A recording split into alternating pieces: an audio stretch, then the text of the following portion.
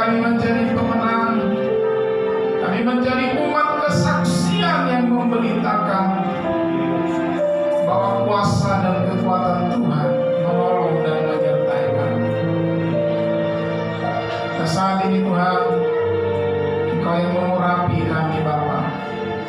Biarlah pemberitaan firman-Mu menjadi hal yang akan mengajar dan menuntun setiap kami. Dalam nama Tuhan Yesus Kristus kami berdoa dan mengucap syukur. Haleluya, haleluya. Bersama-sama kita katakan amin, amin, amin. Puji Tuhan, haleluya. Shalom. Ya, saudara Bapak Ibu yang dikasih oleh Tuhan, di hari yang luar biasa ini setiap kita semakin diberkati oleh Tuhan, supaya nama Tuhan semakin dipermuliakan atas kehidupan kita. Terlebih hari ini kita akan bersama-sama merayakan 16 tahun perjalanan pelayanan ini, dan menjadi satu bentuk koreksi bagi setiap kehidupan kita dengan berjalannya pelayanan ini. Hal-hal apa yang berubah dalam kehidupan kita? Minggu-minggu ini secara pribadi saya merenungkan apakah pelayanan ini sudah berkenan di hadapan Tuhan. Dan perkenanan pelayanan ini dilihat, digambarkan melalui kehidupan jemaat Tuhan. Oleh karena itu saudara,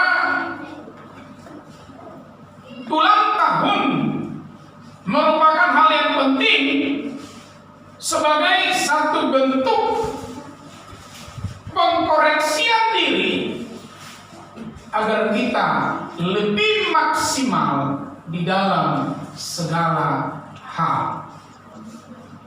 Saat ini saudara, di ulang tahun gereja kita, saya ingin memberitahukan bagi kita bahwa penggembalaan itu menjadi kebutuhan mendasar orang-orang percaya. Penggembalaan itu merupakan bagian kehidupan yang harus dimiliki oleh semua orang-orang percaya, sehingga orang-orang percaya tersebut menjadi orang-orang yang lebih baik lagi. Oleh karena itu saudara, kita akan buka kebenaran firman Tuhan sebagai renungan bagi kita di siang hari ini di dalam kitab Efesus pasal yang keempat. Di dalam kitab Efesus pasal yang keempat ayat yang ke-11. Ya. Di dalam Efesus pasal yang keempat ayat yang ke-11. Mari Om Ari boleh baca ayat ini, kita simak, dengarkan baik-baik. Demikian firman Tuhan. Ya. Dan Dialah yang memberikan baik rasul-rasul maupun nabi-nabi, baik pemberita-pemberita Injil maupun gembala-gembala dan pengajar-pengajar. Terus ayat 12. Untuk memperlengkapi orang-orang kudus bagi pekerjaan pelayanan, bagi pembangunan tubuh Kristus. Iya, saudara Bapak Ibu yang dikasihi oleh Tuhan, adapun judul khotbah saya bagi kita di siang hari ini adalah tujuan dari penggembalaan. Untuk apa kita ada di gereja ini? Untuk apa kita tertanam di tengah-tengah pelayanan ini, saudara? Dalam kitab Efesus ini, saudara, kita diingatkan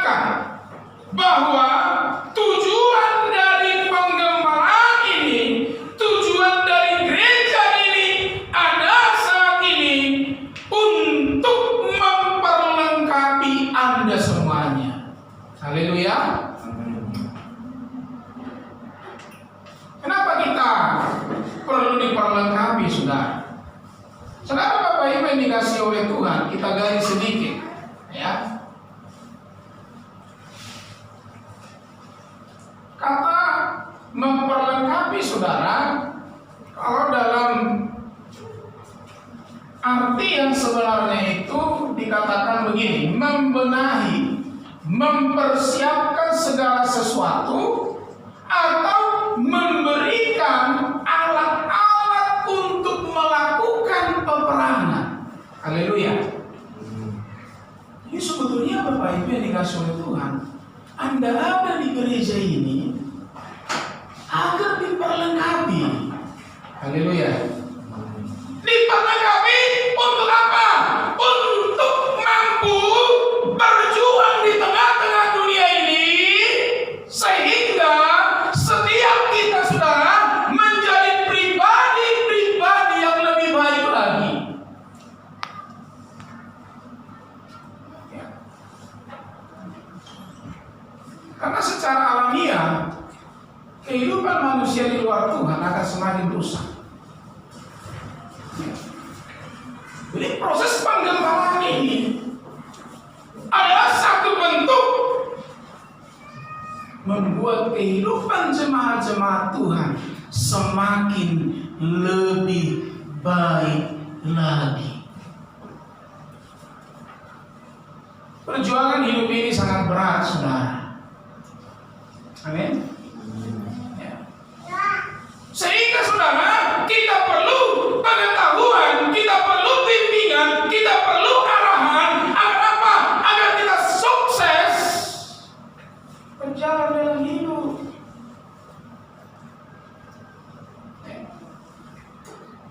Agar kita mulai belajar benar-benar maksimal sesuai dengan status kita.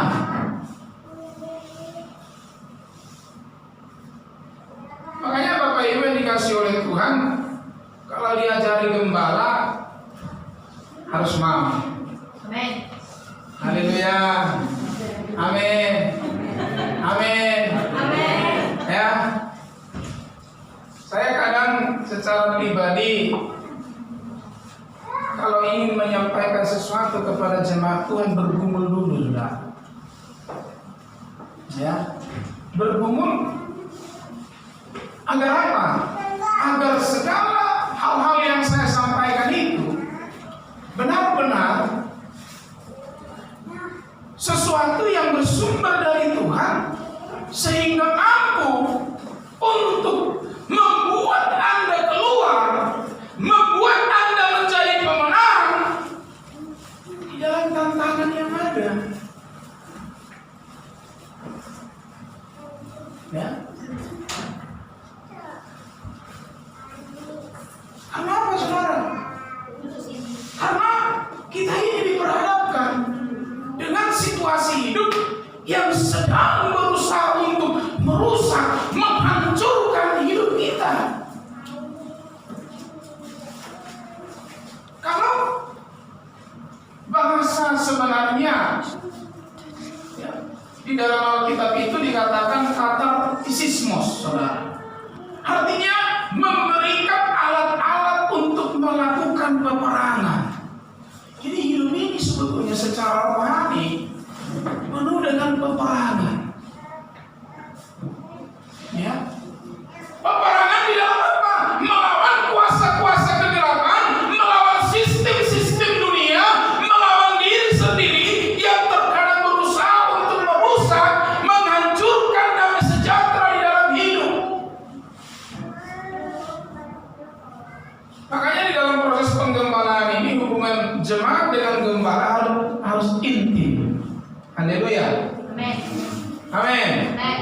Harus intim, saudara. Ya.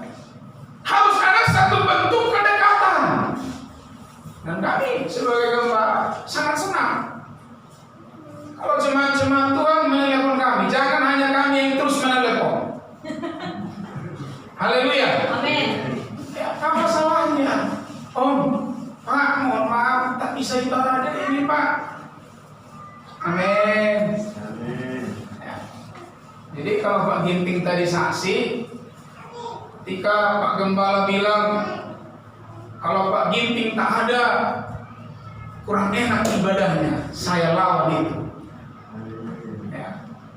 Karena kami ini ibarat seperti bapak dengan anak. Kalaupun anak nggak merasa, ini yang berbahaya. Ya, ini yang berbahaya, saudara. Ya. Memang biasa anak itu nggak merasa kadang dia dilindungi oleh bapaknya, ini persoalan. Ya. Dan konsep ini harus kita ubah. Kenapa? Partner Anda, sahabat Anda di dalam menjalani kehidupan ini adalah gembala. Ya, kami sangat senang kalau ditelepon, saudara.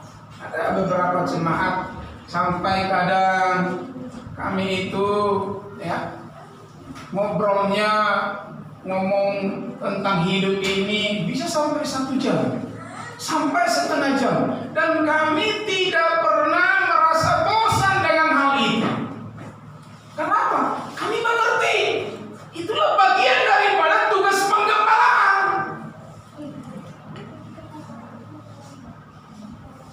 Untuk mulai memberikan nasihat, memberikan masukan, memberikan topangan doa agar apa? Anda menjadi pribadi-pribadi yang kuat, pemenang-pemenang di dalam setiap peperangan-peperangan yang terjadi di tengah-tengah hidup ini. Makanya jemaat itu tak boleh jauh-jauh dengan gembalanya. Haleluya. Apalagi sakit hati dengan gembala. Umat Tuhan, jangan ada yang sakit hati dengan gembala. Haleluya. Haleluya. Haleluya. Ada yang sakit hati di sini? Ya, kalau ada yang sakit hati, bertobat. Ya, bertobat. Karena memang saudara, ya, fungsi penggembalaan itu untuk membenahi hidup Anda, mempersiapkan segala sesuatu, memberikan alat-alat untuk memperlengkapi Anda menjadi pemenang-pemenang di dalam tantangan hidup ini.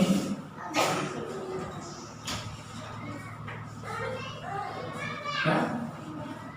Makanya jangan sungkan-sungkan untuk menelepon Bapak Gembala dengan Ibu Gembala. Aman.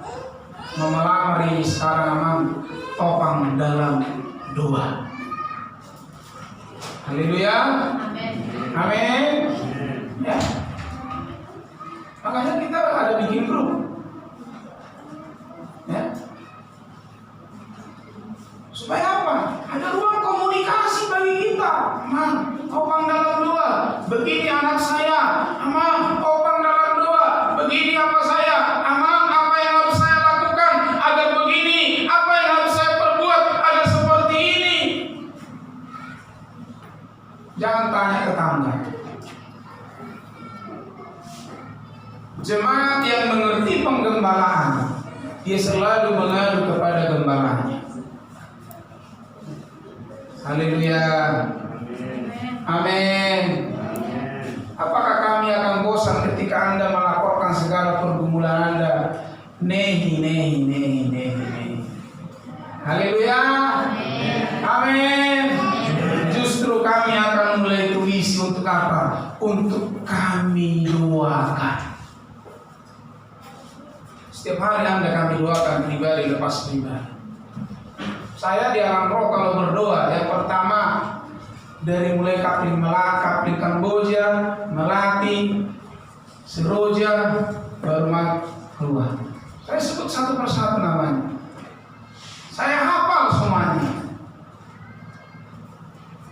Pergumulan-pergumulannya, kerinduan-kerinduannya saya sebutkan di hadapan Tuhan. Kenapa? Kami gembala Anda. Ya. Karena fungsi penggembalaan itu memperlengkapi. Makanya kalau diajari gembala, jangan melawan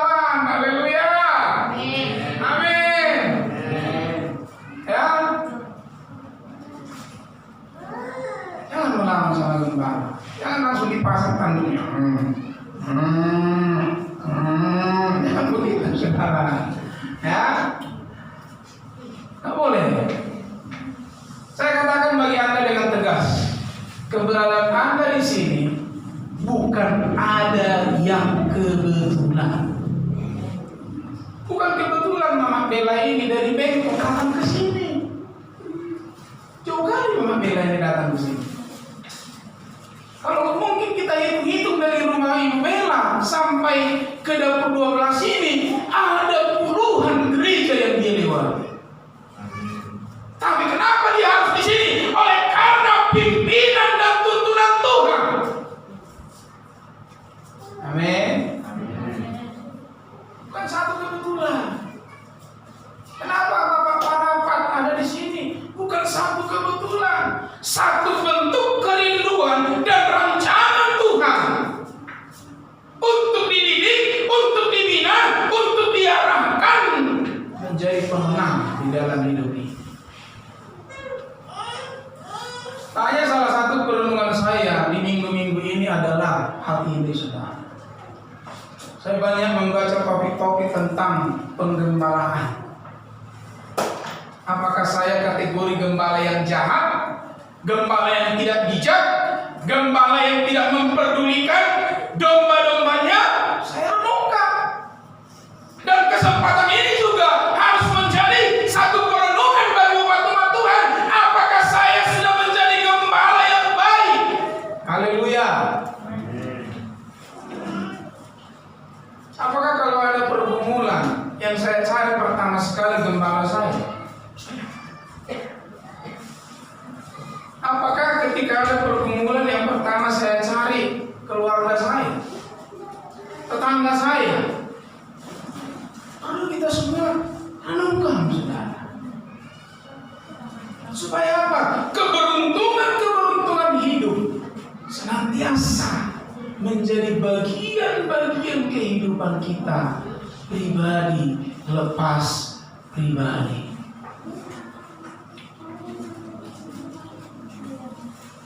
Saudara, enak digembalakan. Amin. Coba lihat kiri kanannya, katakan enak sekali digembalakan. Ya. Amin, saudara. Ya. Gembala itu membuat kehidupan kita secara roh dilingkupi kuasa Tuhan. Mungkin Anda tiap pagi bisa lupa mendoakan diri Anda, tapi kami sebagai gembala dan ibu gembala tidak pernah lupa mendoakan Anda.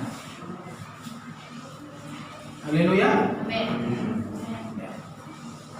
Ada nyanyian berkata, di doa ibuku namaku disebut. Belum tentu juga mama Anda mendoakan Anda, bapak Anda mendoakan Anda. Karena apa? Bapak kita kadang udah tengking, ya kan?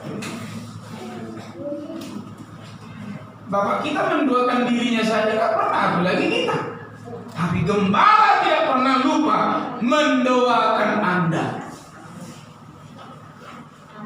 Kalau kami makan sesuatu, kami selalu doakan Anda. Tapi pertanyaan mendasar, apakah Anda pernah mendoakan kami? Amin. Haleluya. Amin. Puji Tuhan, sangat senang kami. Ya. Merupakan nekat kaki ubah, terus ngedoi gembala. Haleluya.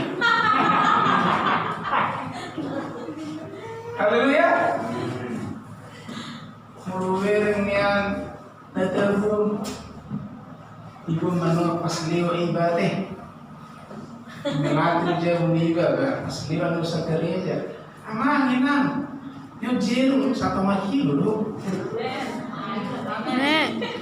Ini yang harus kita bangun. Haleluya.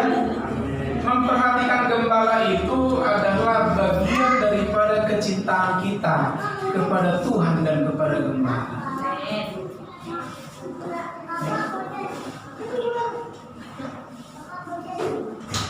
Dan saya boleh katakan dengan tegas secara rohani, Anda bisa seperti ini. Salah satu adalah bagian daripada pekerjaan gembala. Haleluya. Dan kami tidak terlalu bangga, artinya harus disanjung-sanjung dengan hal itu.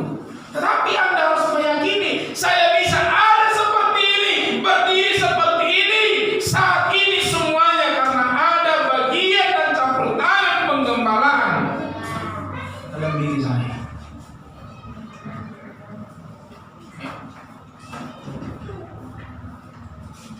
Makanya kami pun selalu belajar untuk bersikap semakin lebih baik di tengah-tengah jemaat ini.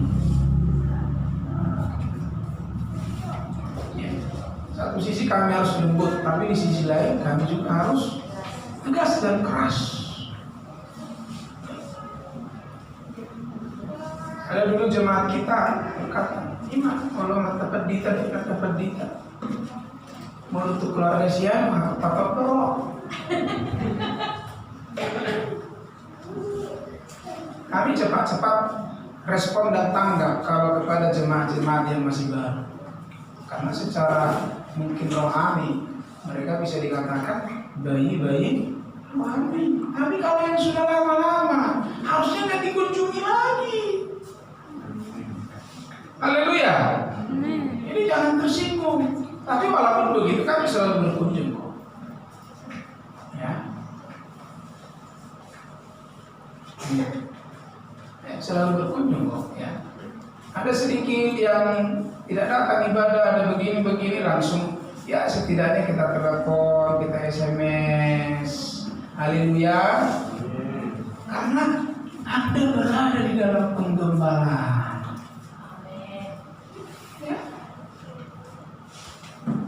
Begitu.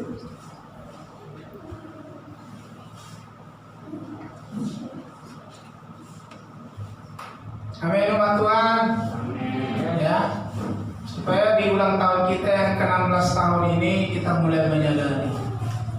Ya, kita benar-benar saat ini tergembala dengan baik. Saudara Bapak Ibu yang dikasih oleh Tuhan. Kenapa kita perlu diperlengkapi oleh penggembalaan? Karena ada tugas dan tujuan kita di tengah-tengah dunia ini. Apa tugas dan tujuan kita di tengah-tengah dunia?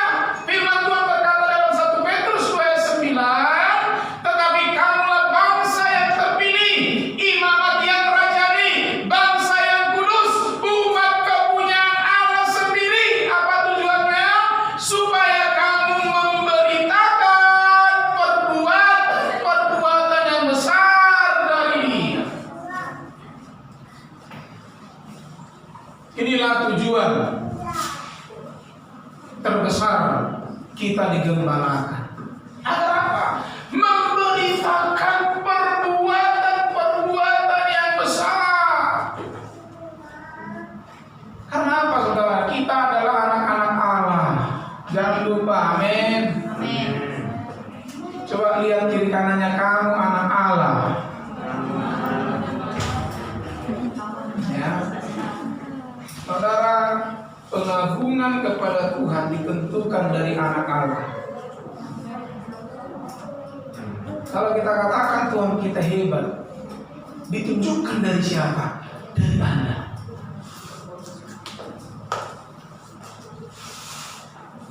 Ya. Makanya saudara, kalau kita melihat, ya, kita dalami sedikit. Ya. Kata memberitakan di sini, ya, yaitu mendemonstrasikan hal-hal yang ajaib. Inilah sebetulnya kekristenan yang benar. Pola kehidupan kekristenan yang benar itu adalah pola kehidupan yang selalu menunjukkan kekuatan, kuasa atas semua tantangan-tantangan hidup ini. Makanya sebetulnya saudara, lambang kekristenan yang pertama itu bukan salib. Jangan salah. Lambang kekristenan yang pertama itu adalah ikan. Intus bahasa aslinya. Yang memiliki sifat dan karakter melawan arus.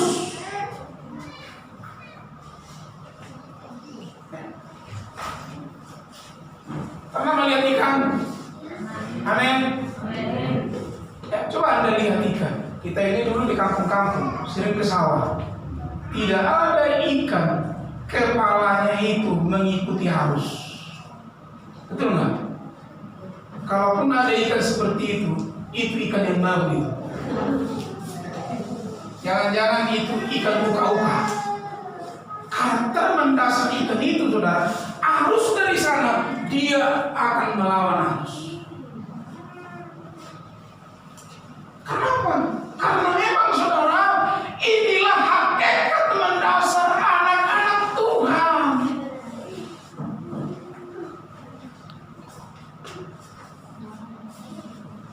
Ya. Makanya kalau ada pergumulan, saudara, jangan langsung menangis. Kalau ada persoalan, jangan langsung kalah. Hadapi, tantang persoalan itu. Ini berkati dari dengan kesaksian Pak Ginting. Ya, dia tidak pernah mundur melawan persoalan.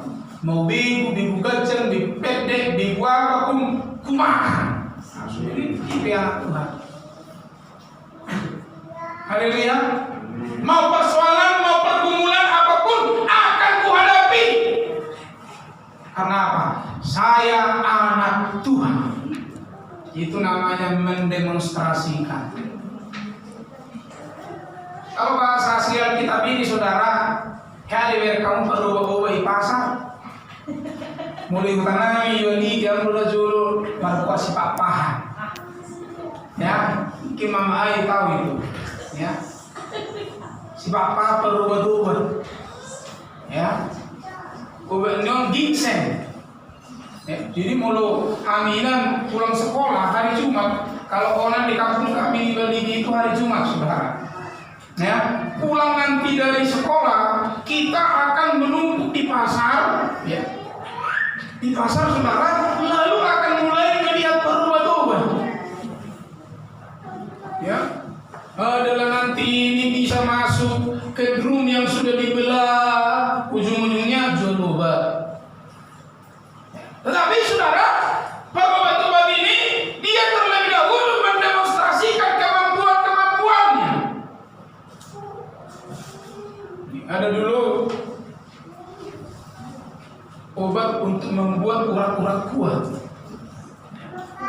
Jadi sebelum dibikin obat ini dioleskan, saudara, seperti minyak-minyak putus-putus zaman sekarang lah. Ya, coba gendong aku katanya. Gendong juga kuat. Kita sendiri dipanggil, kau sini dulu apa? Nah, sini. Nah, gendong dulu aku. Gak bisa kita gendong. Lalu dibikin minyak. Gendong aku. Bisa kita gendong. Nah, Evangel ini seperti itu maksudnya. Bahasa yang diambil oleh Paulus itu seperti perubah-ubah. Yang mana dia mendemonstrasikan. Harusnya anak-anak Tuhan itu seperti itu. Dan ini menjadi tugas dan tanggung jawab kita sebagai anak-anak Tuhan. Makanya kalau sakit, saudara, jangan langsung beli Bodrex, amin. Bila perlu, dalam nama Yesus, dalam nama Yesus, sakit-sakit, ku cabut, ku buang ke laut, dalam nama Yesus. Agak sedikit mulai, dalam nama Yesus. Dengan pergumulan, dengan persoalan pun, karakter kita menghadapinya harus seperti itu. Ya. Sedikit hati kita agak baperan, ya, kalau bahasa sekarang itu kan, gara-gara Natal banyak tersinggung dalam nama Yesus. Jangan sensitif, hati yang sensitif kubuang. Harus begitu. Jangan sikit-sikit tersinggung, sikit-sikit sakit hati. Oh Tuhan tolong. Gak zamannya lagi anak-anak Tuhan suka sakit hati. Amin. Haleluya.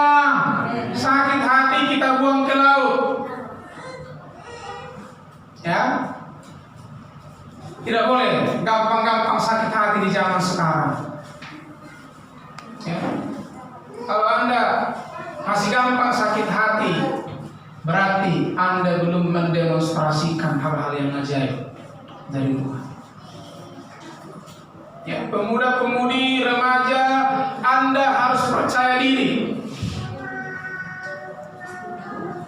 Sebagaimanapun bentuk hidupmu saat ini, puji Tuhan, haleluya. Sebagaimanapun warna kulitmu seperti ini, puji Tuhan, haleluya. Mungkin jerawatmu sudah banyak, puji Tuhan, haleluya. Hanya sekarang kan manusia zaman sekarang ini nggak percaya diri. Makanya ya, ada kemarin berkata, wanita ini suka yang palsu-palsu.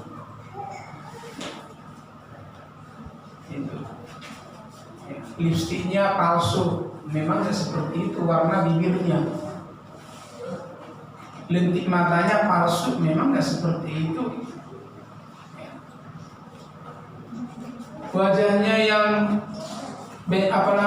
berberutu-berutu di makeup, ya namanya palsu juga.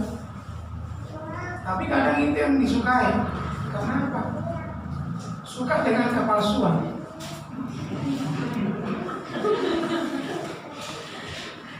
Ya. Gak usah. Ya. Kalau bermakeup berbeda-beda itu mungkin bisa, tapi jangan jadi kurang percaya diri kalau tidak bermakeup. Tampilkan dan munculkanlah diri kita apa adanya. Biarpun saya bentuk wajahnya seperti ini, saya anak Tuhan. Daripada cantik-cantik tapi anak setan.